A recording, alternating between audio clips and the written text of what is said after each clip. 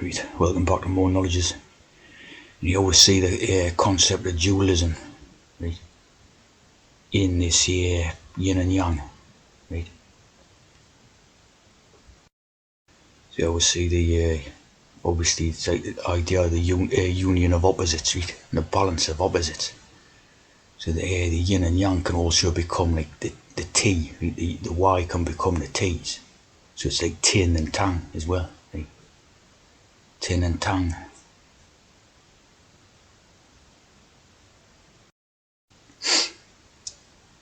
Here's the unity of opposites, right? Yeah, related to the notion of non-duality. So it's all to do with duality and non-duality and all this idea, right? And obviously in that rebus thing you've got the union of opposites. There's quite a lot of union of opposite ideas, right?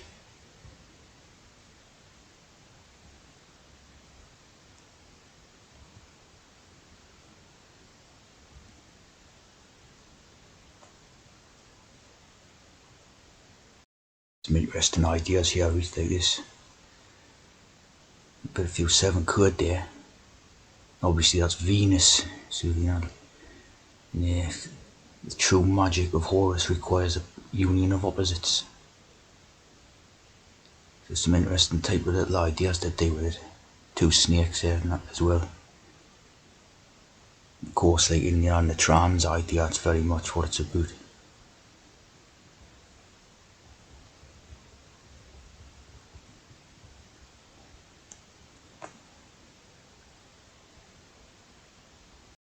Here's a union of opposite trans.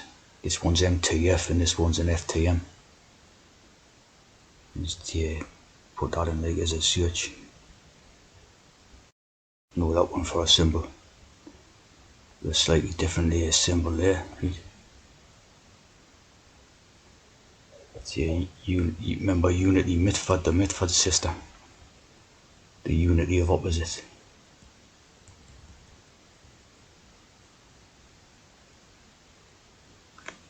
Apparently that's supposed to be to do with it as well.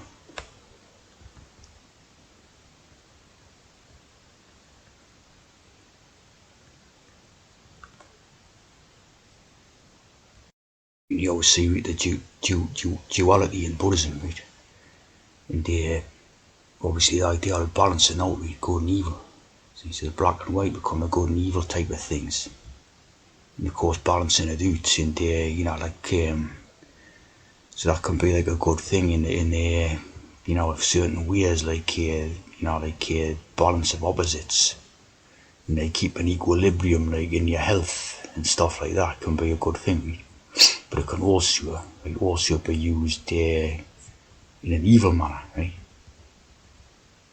Like for example, right, if you've got a society, right, where you've got a very ultra rich type of class of people, right, that can only be balanced out. That can only exist if you've got a very poor class of people at the other side, see? So in that way, it's evil. So the same concept of balancing out. You know, the union of opposites and balancing the poles, like polar opposites, see, becomes evil. Because it's like, you know, one sustains the other type of thing, right? You know, you've got this Romans 3:8 in the King James, right? And it says, let us do evil that good may result, right?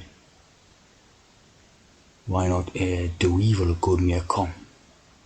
So if you think of like order of cure, right? Yeah, sort of like order out of chaos. This is a let us do evil that good may result. Right?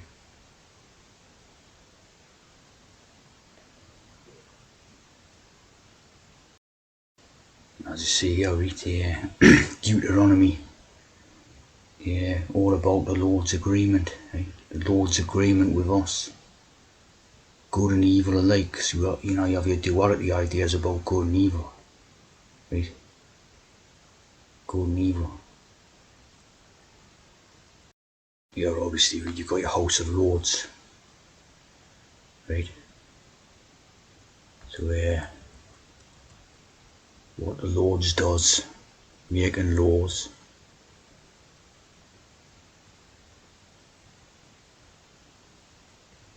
The lords.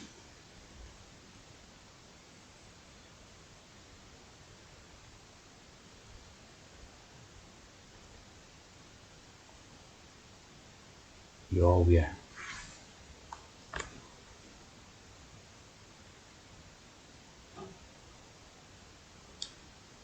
And a feudal superior. So basically the idea of a lord, say, is the superior.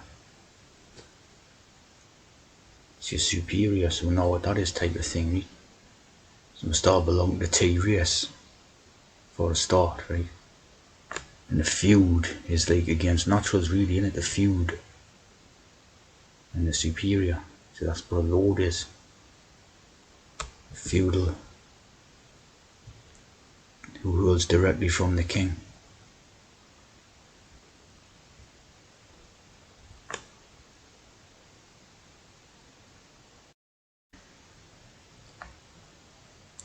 Spiritual and temporal. Temple, you got the sort of temple ideas of the, in the trance, rebuilding of the temple.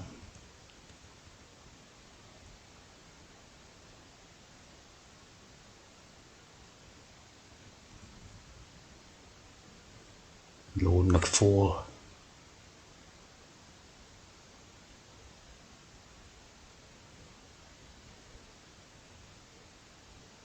And the Lord Gardener. And the Lord True.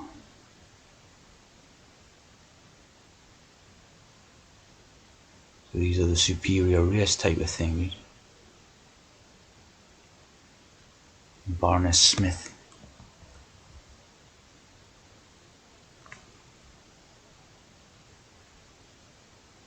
And the Baroness Susan Frances Maria Williams. And Roy Francis Kennedy. Obviously they like Francis because Francis means they're free.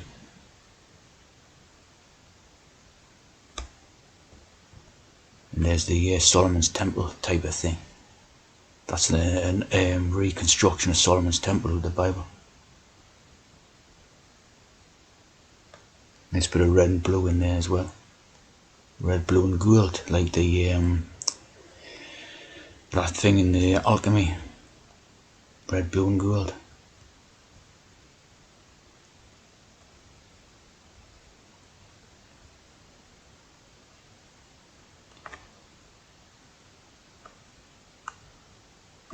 And the 42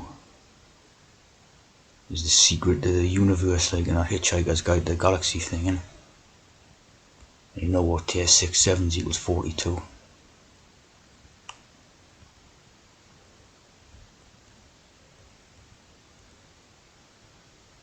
$757 sitting members.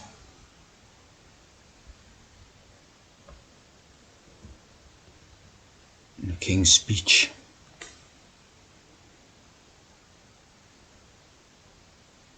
Delivered during the State Robbing in a Parliament.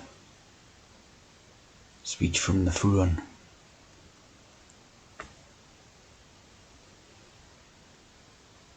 The House of Lords also has a Church of England rule. And the Church of England. An E. There's a nice little symbol. T, the E, 7, all the little codes in it.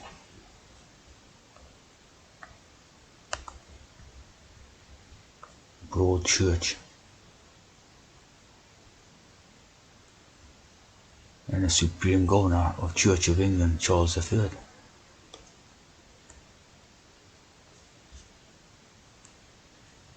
There's the Roman province of Britain. From AD 437 to AD 4177. So a 777 code. Roman Britain.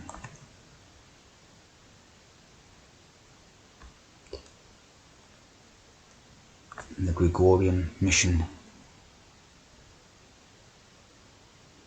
to Kent by Augustine of Canterbury,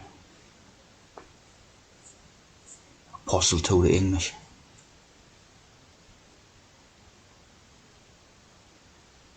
In the Reformation, where the reformed 16th century England, whether or not that sort of existed, is debatable.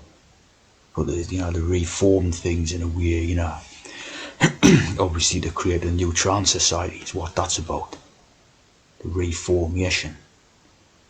They created a new trans society run about that period. Lord's Prayer, read.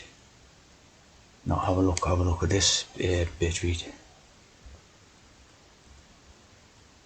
Give us this day our daily bread. Right? So think about that, right? They're getting you to pray for a piece of bread to eat on, every day. Like every day you have a piece of bread to eat. You know what I mean? And forgive us our trespasses if we trespass on the land, on their private estates or something. See what I'm saying? What a piss take, eh? Give us this day our daily bread.